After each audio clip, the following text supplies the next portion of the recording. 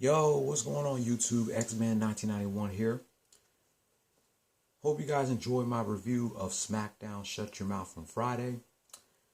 I got a lot of catching up to do. The only recap I'm going to do is a recap of 2 football games. And later on today, I got an Attitude Era rant to do that I didn't get to do on Friday. So first, we're going to do a recap of last night's college football game between the Texas Longhorns and the Kansas State Wildcats. I hope the Longhorns had a good vacation, but now they got to get back to business. Longhorns dominated the first half. They outscored the Wildcats in the first quarter by 2 touchdowns. Then they outscored them by 2 touchdowns and a field goal in the second quarter. At halftime, Longhorns 31, Wildcats 10. Longhorns got crushed in the second half. They didn't score shit in the third quarter while giving up a touchdown. After 3, Longhorns 31, Wildcats 17. Longhorns gave up 10 in the fourth quarter while kicking a field goal. But they were still able to hold on to the victory as they beat the Kansas State Wildcats 34-27. Both teams are now 6-3.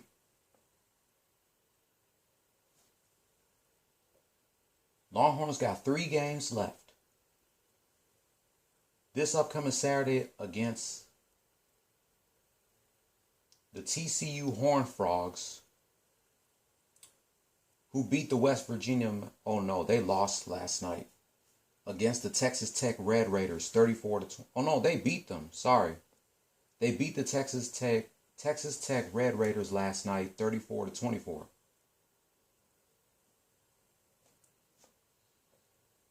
The 19th against the Kansas City Jayhawks, and Black Friday taking on the Baylor Bears.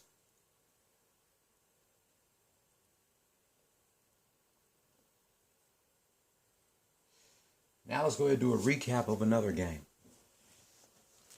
In the good words of my man Spitz 389. What's up YouTube? Your boy back once again with another sports topic, and today we're going to talk some football. Houston Texans football. Yes, we're doing a recap of this past Thursday night football game between the undefeated Philadelphia Eagles and the Houston Texans. Did the Texans break the Eagles' undefeated streak, or did the Eagles remain undefeated? Let's find out. In the first half, both teams scored a touchdown and the score was tied at 14.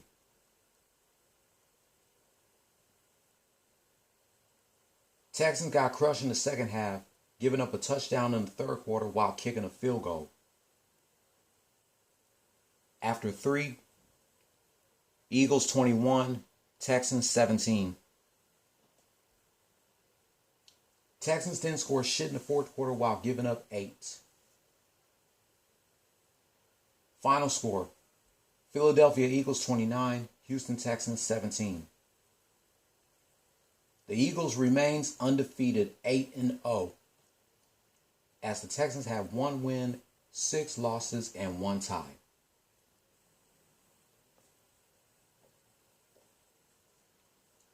Next Sunday, the Texans will go against the Giants in the NYC. November 20th, 4 days before Thanksgiving, taking on the Washington Commanders. November 27th, against the Dolphins in Miami. December 4th, taking on Deshaun Watson and the Cleveland Browns. I can't wait till the 11th when the Texans goes up against them Cowboys. Who's going to become 4-3? The Texans beat the Cowboys on Sunday, September 8, 2002. Then the Cowboys beat the Texans in 2006, 2010, and 2014. 2018, the Texans beat the Cowboys not once but twice. So it's a tie between these two. Who's going to become 4-3 by December 11th? We just have to wait and see. The 18th taking on the Chiefs, Christmas Eve against the Titans, New Year's Day taking on the Jaguars, and January 8th, a rematch against the Colts.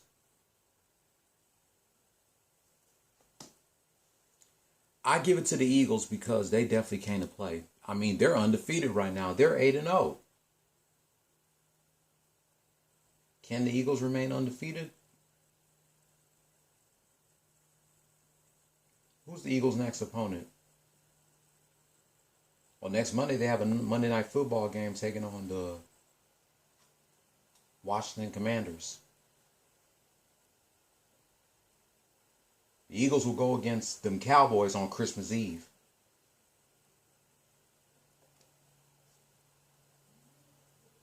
Wow. I mean, the Texans was doing good in the first half, but they collapsed in the second half. I'm like, what the hell happened, Texans? How can y'all do good in the first half, but then collapse in the second? I don't get it. At least you guys tried your best. And y'all finally scored in the first quarter. I don't know what took y'all so long to finally score a field goal or a touchdown in the first quarter. Because all the other games, you didn't score shit in the first quarter. But now this game you did. I'll give you props for that, Texans. You finally scored in the first half of a game. Because all the other games, you didn't score shit in the first quarter.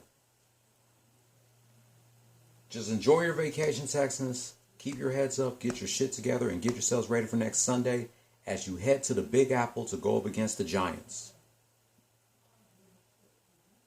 And as usual, in every Houston Texans video that I make, a link to my guy Spitz 389's YouTube page will be in the description below, as well as the link to my boy Mike Henry's YouTube page, and my girls Alexa and Maria, and my girls Maria and Olivia.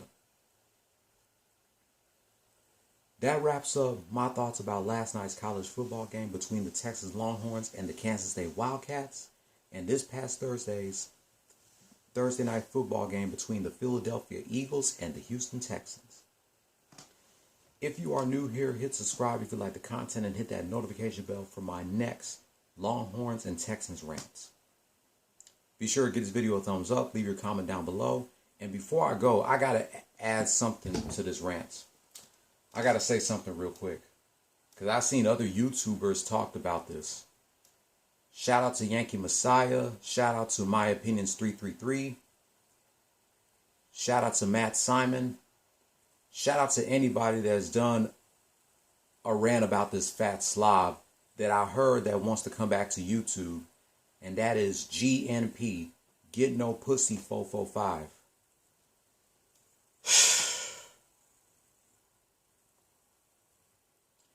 I recently saw an interview of GNP445. I don't know who was interviewing him, but I don't know who interviewed him, and I don't care. Oh, shout out to Black Bigelow. He also did a video about this guy want to come back to YouTube.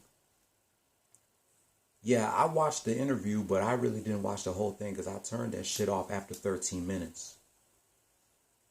And I gotta say, that interview was whack. It was horrible.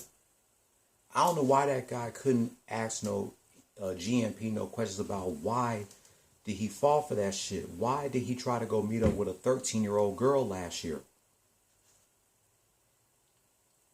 He probably thinking to himself, if he asks GNP that question, then GNP will probably ask him to end the interview.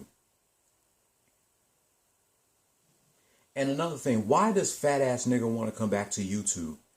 We thought that he was banned from YouTube after what he did last year. It's like this guy can't even find anything productive to do with his life other than trying to make a comeback to the internet where he can make videos. This guy just won't quit. He'll never get it through his thick skull head that his internet career is done and over with, and yet he still want to come back to this fucking platform. Why don't you continue making videos on your TikTok with all those other weirdos up there or continue making videos on your Instagram. Instead, why you want to come back to this damn platform? Maybe your dumbass fans want you to come back, but we don't. Nobody really cares about you anymore, EDP. You know what you did, and you won't accept responsibility for your actions like a man. And for the people that still supports this guy and that's still a fan of him, you're as sick and perverted as him. Just like if you still support Robert Kelly and Mystical, you're sick and perverted as those niggas. As well as the creator of Ren and Stimpy, Jared Fogle, George Foreman, Karl Malone, Elvis, Drake Bell, Kyle Massey, Mark Salling, Kevin Spacey, even the late Jerry Lee Lewis. All those people except for Mystical was fucking around with underage kids. Some of you fans of these people know it, but you don't see it. Yeah, you know Karl Malone was a pedophile too, and ever since I heard about that from my man Monty Woodgrain, to be honest with you, I was never a Karl Malone fan. Even when he tried to beat Michael Jordan and the Bulls in the 1997 finals, I was never a Karl Malone fan. Even when he was playing for the Lakers, I was never a fan of him. And ever since I heard that George Foreman got exposed for being a pedophile, I'm like, I can't fuck with George Foreman anymore. What goes through these people's heads thinking that it's cool to talk sexually or meet up with kids that are like underage? Why are adults are so attracted to minors? Why can't they be attracted to people that's like their age or older? Like, what is so special about these kids? I don't get that, bruh.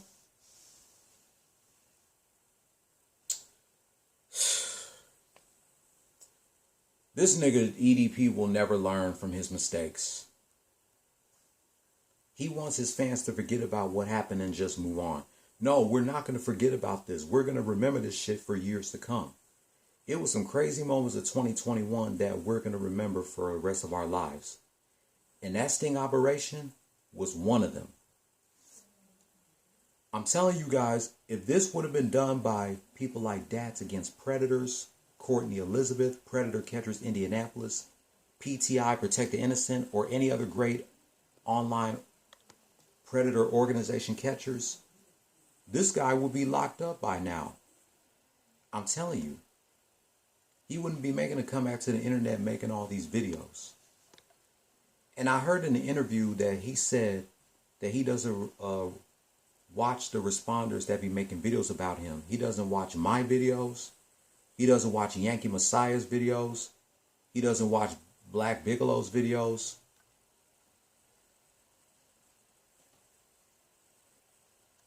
He doesn't watch My Opinions 333 videos. I'm like, this is not looking too good.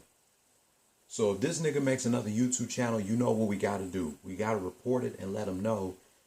Let YouTube know that he's trying to make a comeback to y'all platform again after he got banned from this platform after what he did.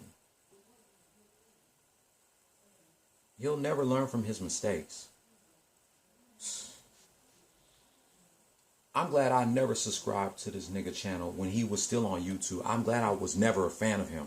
I've only watched a few of his videos when I was in my early 20s, but that was about it.